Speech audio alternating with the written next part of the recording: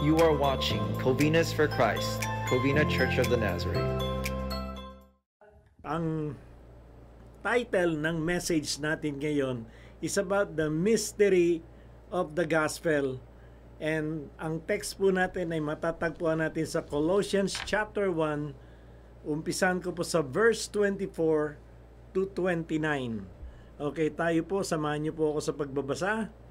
And it starts with verse 24. I now rejoice in my sufferings for you, and fill up in my flesh what is lacking in the affliction of Christ, for the sake of his body, which is the church, of which I became a minister according to the stewardship from God, which was given to me for you to fulfill the word of God, the mystery which has been hidden from ages, from generations, but now has been revealed to his saints. To them God willed to make known what the riches of the glory of this mystery among the Gentiles are, which is, ano ba itong mystery na to? Which is Christ in you, the hope of glory. Him we preach, warning every man, teaching every man in all wisdom, that we may present every man perfect in Christ Jesus. To this end, I also labor, striving according to his work, which work in me mightily. The Lord bless your heart as we read His holy word. Alam niyo po, wag mong alisin dyan. Just go back to the scripture. I just want to point out something here. Look at this. Sa verse 24 pa lang, sabi ni Paul dito, kung makikita ninyo, I now rejoice in my suffering for you, and fill up in my flesh what is lacking in the affliction of Christ. Alam niyo po, ibig sabihin yan, aba ito si Paul pala, naghahanap siya ng isang community o church, siguro yung mga na-plant niya, sinasabi niya rito, nagre-rejoice siya sa suffering ng church. In my flesh, sabi niya, kasi marami pang kakulangan sa akin na kailangan ko madagdagan at kailangan ko ma-experience. So, ang sinasabi po ni Paul nito, parang nasa treasure hunt siya. Para sa kanya, yung suffering is a treasure hunting. Kaya nga sabi niya rito, and fill up in my flesh what is lacking in the affliction of Christ. Gusto niya talagang maranasan kung ano yung dinanas ng ating Panginoong Hesus dito po sa mundo. And look at this, sa verse 25, of which I became a minister according to the stewardship from God. Biruin mo ito, siya ay hinirang ng Panginoon para mag-minister to the stewardship of God. Explain ko sa inyo mamaya yan. Which was given to me to fulfill the word of God. The mystery, dito natin nakuha yung title, the mystery which has been hidden from ages, from generation, and now is being revealed to you and to me. Tignan nyo yan, na i-reveal ang mystery ng kung anong itinatago ng Panginoon. Paano na i-reveal to? Sa katauhan po to ng ating Panginoong Hesukristo. To them God will, ang willing ang Panginoon, to make known the riches of His glory, the mystery among the Gentile are, which is in Christ in you. Okay, Seth, you can change that thing now. And alam niyo po, the word mystery, kaya yan natakuha natin title, ang Greek word niyan refers to like, yan po ay noun. Ako, alam nyo, gusto ko sanang Tagalogin yung noun. Yan hindi pang-abay yan Yan pinapakilala. Siguro ganun na lang to make it simple. Okay. Which the English word mystery derives and refers po sa hidden truth, yung nakatagong katotohanan. Ito yung tawag natin to the simplest way to say it, yung secret things about God o secret purpose of God. Yan ay nakatago, yan ay nakakonceal But now, biruin ninyo, kayo simula kayo nung born again, marami kayong natuklasan at natutunan sa mga bagay-bagay bilang isang Kristiyano. Kasama na po dyan yung ating suffering.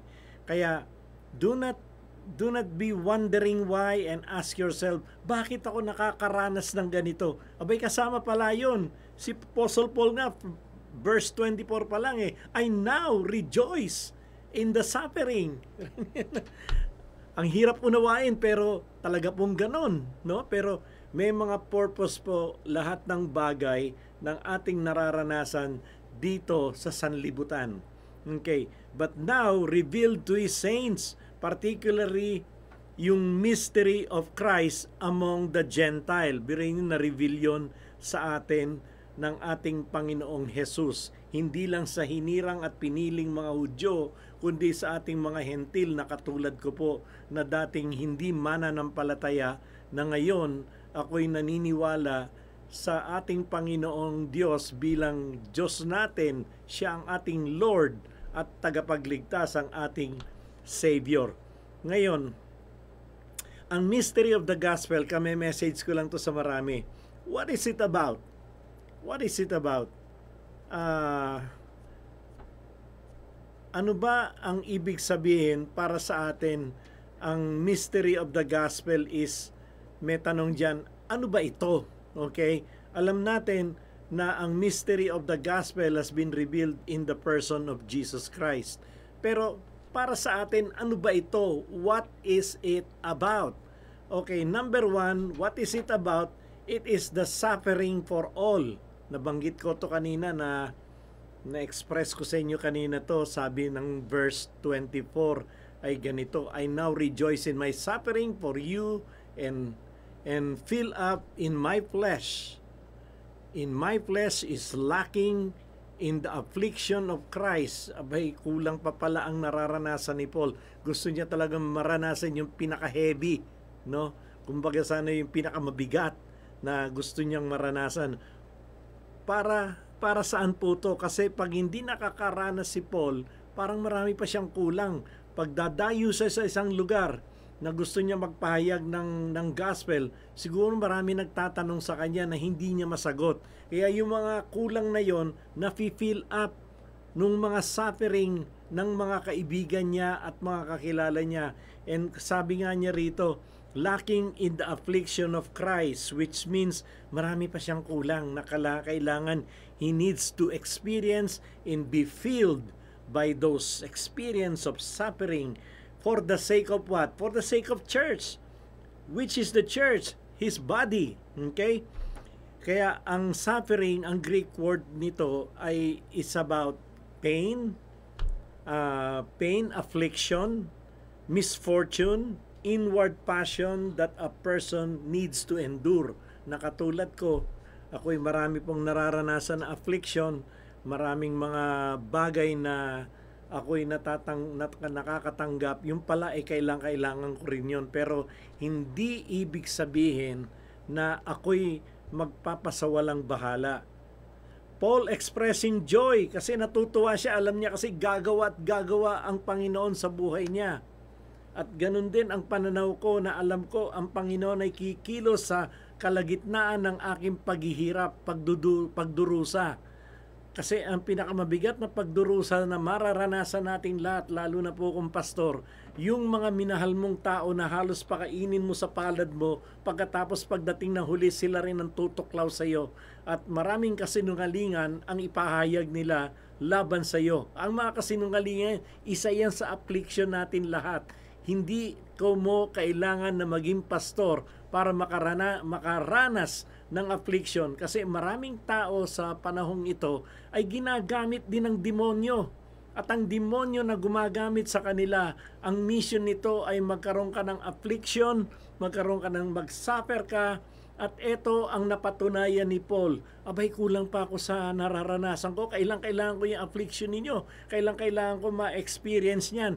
Hindi lang kayo. Sana all, sabi pa niya. Kaya gusto niya, maranasan din po niya yung ganong suffering na nararanasan ng kanyang mga kaibigan, especially yung kanyang kapwa manggagawa. Okay, I do hope I express myself correctly. And this leads to the next point.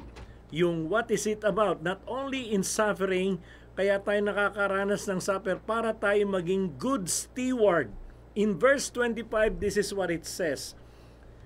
Stewardship, of which I became minister, sabi ni Paul dito. Gawa ng mga suffering na yan, gawa ng kanyang mga painful experience, according to the stewardship from God, which was given to me to fulfill the Word of God. Ibig sabihin nito, hindi lang siya nagtuturo ng Sunday school, hindi lang siya nagtuturo ng sinasabi ng Word of God sa kanya, kundi pinararanas yung Word na fulfill dito, that everyone, you and I, must experience, must fulfill, ako po ay may fulfillment. Kapag nakikita ko yung isang tao nagkikinig, attentive, lumalago sa Panginoon, nagmamature, yan po ang fulfillment ng Word of God. So, as a minister of the gospel, I am willing to defend the church. Okay? Being a good steward. Ano ba ibig sabihin na steward? Nabanggit ni Paul dito sa Greek. Obviously, this refer to like an administrator. Okay? Ako, isa akong administrator. Alam niyo pong lahat yun. I'm the lead pastor of the Covina Church of the Nazarene. And ang trabaho ko is i-manage the divine truth as a whole. I-manage ko, pangalagaan ko ang divine truth, ang aming doktrina na pinangangalagaan, lalo na po yung tinatawag nating holiness unto the Lord. Okay. While a steward, ang Greek word nito is oikonomos. Hindi ko na kailangan ni pwede nyo pong banggitin sa sarili nyo. Oikonomos, ako'y isang steward. And the stewardship is from God. Is related to being a manager, na banggit ko kanina yan, ng isang household o ng isang iglesia. Paul used oikonomos or steward in this verse to emphasize the assigned task or ang kanyang assignment siya merong tinatawag nating management skill kung anong gagamitin niya just in case that he suffer, and how he is able to be a defender of the gospel. Ako, gagawin ko po ang lahat as a minister of the gospel is willing to defend our church. Lalo na ang aking pinagkatiwala ng aking Panginoon sa sarili ko. Number one, ang aking integrity, ang aking tinatawag nating tinawag akong pastor, at hindi dapat yon ay madudungisan ng kung sino man, and I'm willing to defend at all cost. Kasama na po dito ang aking family, kasama na rin po ang bawat isa na membro dito sa iglesia. At pinaka-worst na suffering ni Paul, yung mga taong nagkokos ng division. Okay, yan minsan bago sa kanya. Kaya ano bang cause ng division ng church? Nag-uumpisa po yan sa tinatawag na gossip, chismis, marites. Buti kung maganda yung marites. Kaso minsan hindi maganda, kaya sila nagmamaritesan, and then at the end, eto na yon, madadamay ang pobreng pastor, at ang pobreng pastor ay kinagagalitan nilang lahat. At eto, nakakaranas siya. Yan ang natagpuan ni Paul sa isang lugar, sa isang iglesia sa Colossae, at nakita niya na hindi ko pa nararanasan itong mga to. Itong mga yung sa Corinto, naranasan ko, nakita ko yung mga carnality ron ng mga tao. But then, walang pinagkaiba, pero ibang klase ang gusto niya. Sinasabi niya rito, hindi ko pa nararanasan yung ganyang klaseng affliction, kaya aakuin ko yan, kukunin ko yan for the sake of Christ, for the sake of the church. Kaya ako'y masaya rin naman ngayon sapagkat yung mga naranasan ko lately sa buhay ko, pati na aking family, pati ang aking asawa, ito pala si Paul nararanasan niya. Kaya siya ay being a good steward or a stewardship of the gospel. Itong kanyang specific mission is to preach the gospel. The more he is encouraged to preach all over the world. Kaya ako, ngayon, lalong nakatatak sa puso ko, lalo akong hahayo, hindi magpapahina sa akin ang mga bashing o mga bagay na, na nagpapasira sa aking pagkatao. Hindi po yung kasi kakilala ko ang Diyos. Siya'y kasama ko at alam ko siya'y magiging gabay ko.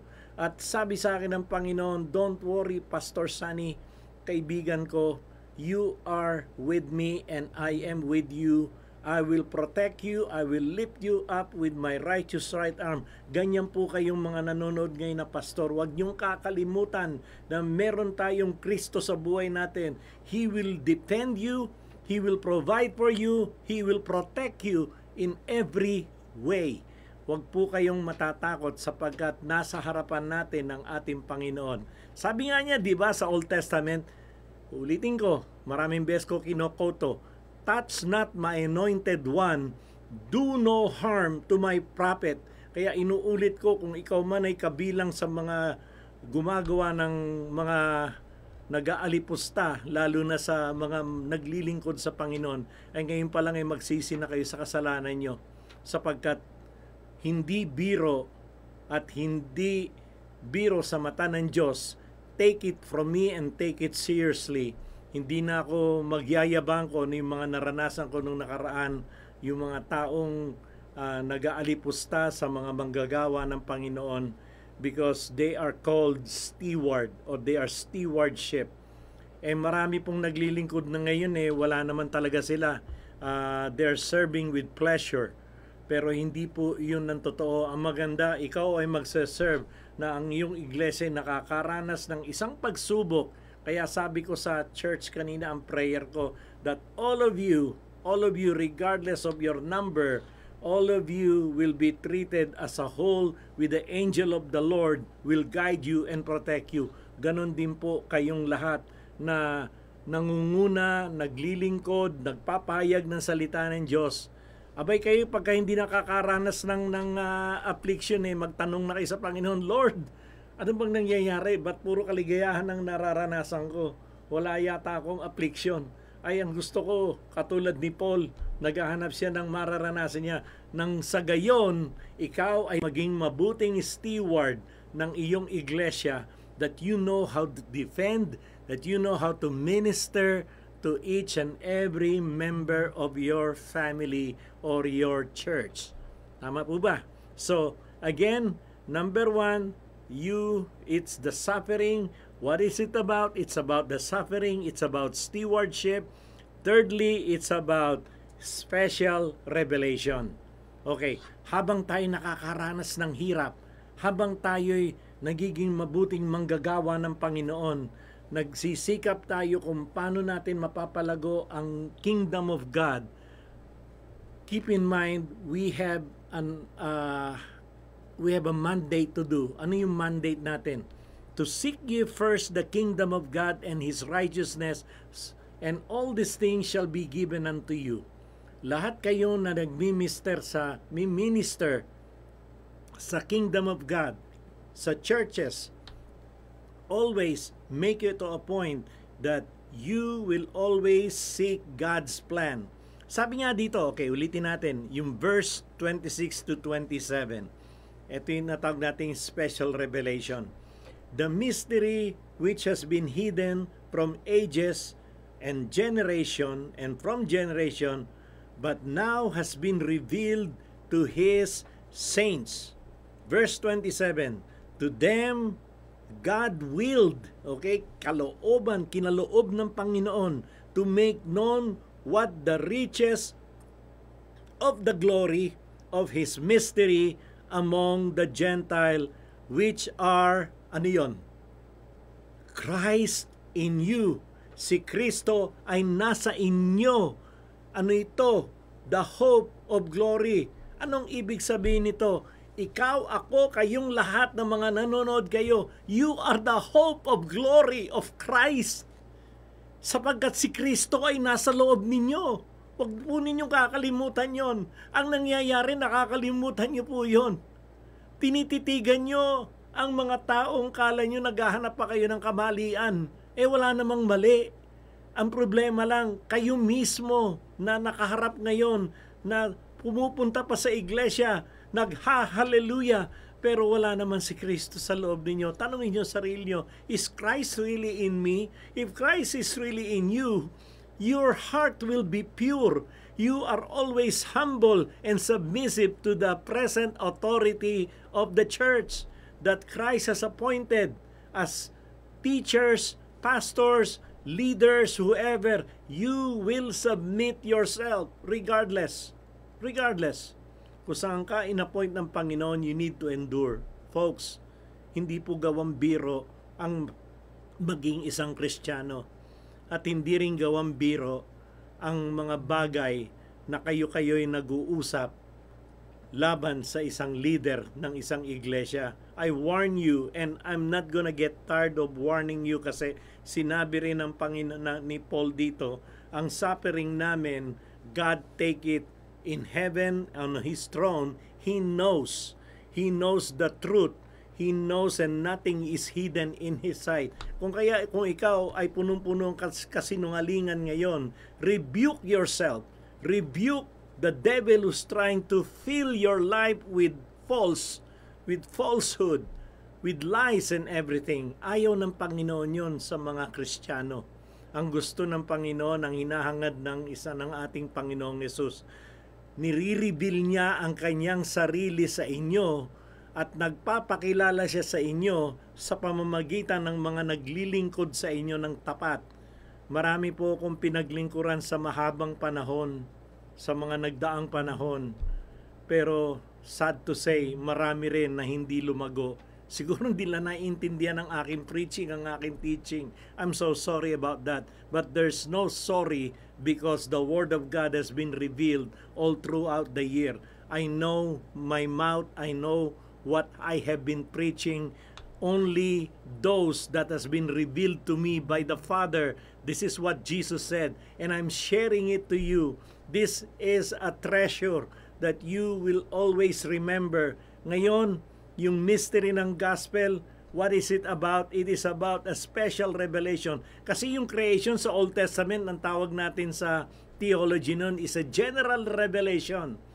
God showed Himself that He is the supreme being. He is the creator of the world. He has a chosen people, which is Israel. He has regulations, and He has all this law that has been established in the Old Testament. And He has the temple wherein the high priest could go, which is the Holy of Holies. And in order for you to be forgiven in your offenses and your sins, you have to go through those channels, to those sacrifices.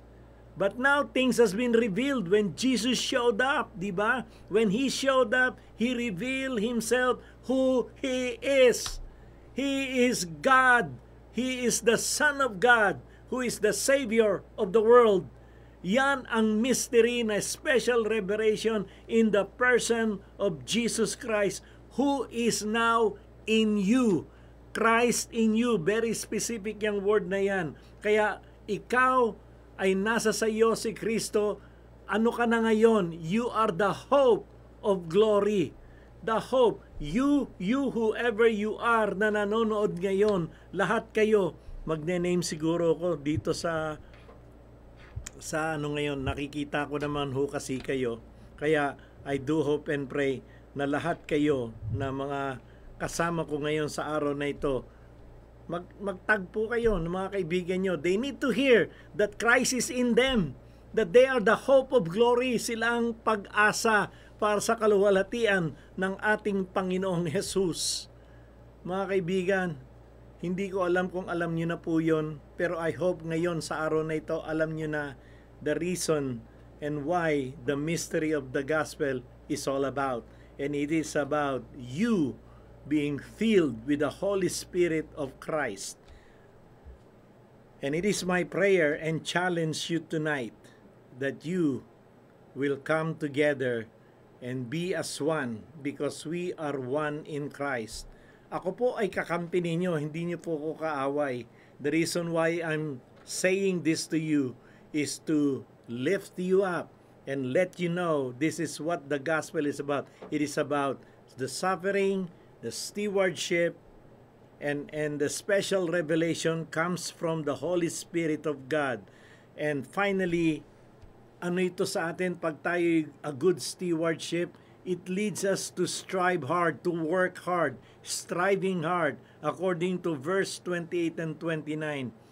Him we preach, sabi ni Paul dito, warning every man, and nagawa ko na po ngayon, nag-warn ako kanina sa bawat isa sa inyo, and warn everyone and teaching every man in all wisdom, sa pamamagitan ng karunungan na galing sa langit, because wisdom comes from the above. And this is what Solomon asked of the Lord. Tinanong siya ng Diyos, ng Ama natin na nasa langit, Solomon, ano bang hangad mo sa buhay mo? Ang hangad ko, Panginoon, ay karunungan. Nothing else but God gave him. He became the most wealthiest person in the whole entire world. Walang makakatalo kay Solomon. But then, hindi naman natin hangad yon. Ang hangad natin is that we may be able to teach all men with wisdom that comes from God. Wisdom in all truth. Mga kaibigan, ako'y namamaos ngayon dito sa excitement ko. Why? Because I know there's a lot of you that needs to learn this. If you are among those men that needs to correct someone, do it. Do it. I challenge you. You need to strive hard. Huwag po kayong parang takot na sa isang tao, dalawang tao, tatlong tao, limang tao sa buhay na humaharap sa inyo. Lalo na mga taong alam nyo na nagsisinungaling. Marami pong sinungaling. Alam nyo, marami kayong malalaman na nagpapahayag ng kala mo ay marunong ng salita ng Diyos. Pero the way to test it is for them, for you to know, do they really obey of what they're teaching? Maraming marurunong, maraming matatalino, maraming theologian. It doesn't really matter. But if they don't strive hard, they strive only what is good for them. What makes them feel good, hindi po maganda yon. Eto si Paul, ibang klase. He seek things that he will experience those suffering and affliction kasi marami pa siyang kulang. Marami sa atin siguro balat sibuyas. Makarinig lang ng konting salita, aalis na sa church. Makarinig lang ng mga bagay na hindi nila gusto, lalayo na. Abay, eto masasabi ko, kapag hindi mo na panagumpayan yan, hindi ka iiwan yan. Pero mga kaibigan, kayong mga nanonood ngayon, I encourage you all to go and deliver the truth to any person that has been devastated by Satan. And I pray na kayo pong lahat ay nasa katotohanan lamang. Ang katotohanan ang siya magpapalaya sa inyo. Kaya nga sabi dito sa striving hard in verse, him we preach, warning every man and teaching every man in all wisdom, that we may present, yun ang goal namin mga pastor, that we may present man perfect in Christ Jesus. Kayong lahat, kahit papano si pagdating ng panahon, may presenta namin o may presenta nyo sarili nyo na kilala kayo ng Panginoon. Kasi many will call me Lord, Lord. Jesus said this, okay? Many will call me Lord, Lord. And I will tell them, oh no, many will call me Lord, Lord, but will not enter the kingdom of heaven. Only those who does the will of my Father which is in heaven. Birayin mo, pagkaharap mo ang Panginoon ko, Panginoon Jesus, are you ready to face the Lord when He comes back? Yan ang tanongin nyo, kailan makakasagot niyan? Kung kayo'y ready anytime na harapin ang ating Panginoon sa pagdating ng panahon. Kung kayo ay punong-puno ng kasinungalingan sa sarili nyo, ngayon pa lang ay pagsisihan nyo ng lahat na ito. God is a forgiving God.